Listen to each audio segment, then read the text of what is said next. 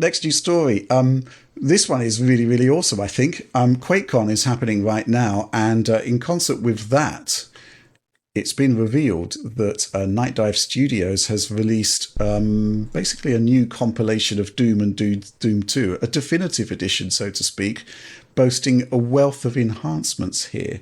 4K 120 gameplay, a whole bunch of different episodes added, and potentially amusing is 16-player co-op.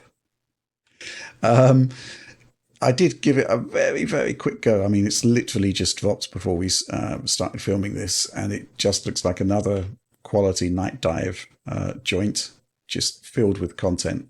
Oliver, thoughts on this one?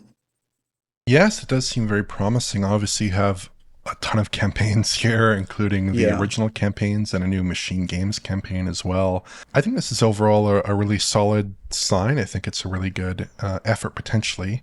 I do have one concern, though, which is just that I was playing it, and I'm concerned there might be some issues with the interpolation of the game's frame rate, because the game does run at 35 FPS internally, and it's interpolated in a lot of mods and ports.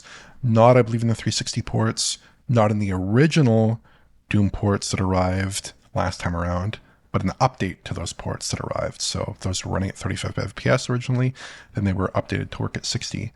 But there do seem to be possibly some frame rate interpolation issues here, I believe, just because of the way that the camera seems to be updating when you pan it with an analog stick moving slowly.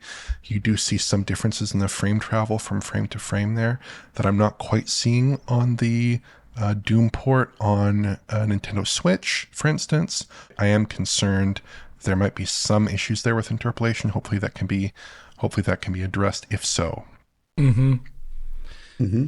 Yeah, I mean, for me, following up on Oliver there, that's one thing. Doom should be one of the smoothest feeling games of all time, next to Quake.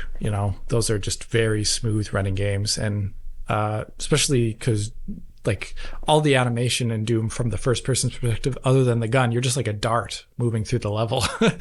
You're super fast. So I hope that is cleaned up if that is the case. And I'd be curious what is causing it, because as far as I know in the past, when Nightdive has done interpolation in most games, especially Doom engine based ones, it's been smooth. So I'd be curious about that. Mm-hmm.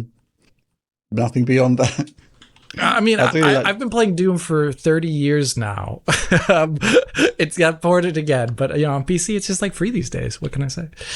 Yeah, I mean, it's pretty cheap as well. I think it's like $10 for Doom 2, and all of the other stuff, including it's got John Romero's unofficial 5th episode, Sigil, which nice thing to have, right? I think we might have to do a DF supporter co-op playthrough with 16 players, because I've kind of got to see that. I don't understand how you can balance that to be it's not balanced. It's awful.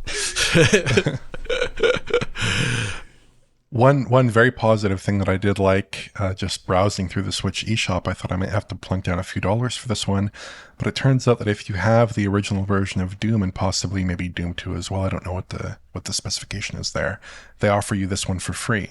So it replaces the Game Pass version. You get it on Game Pass, obviously, it being Microsoft owned, but it also seems, I presume, probably this is true on other platforms as well, that if you do own those recent ports of Doom and Doom 2, you get this one for free, and it has more content, has a nicer menu, has both games included in the same application.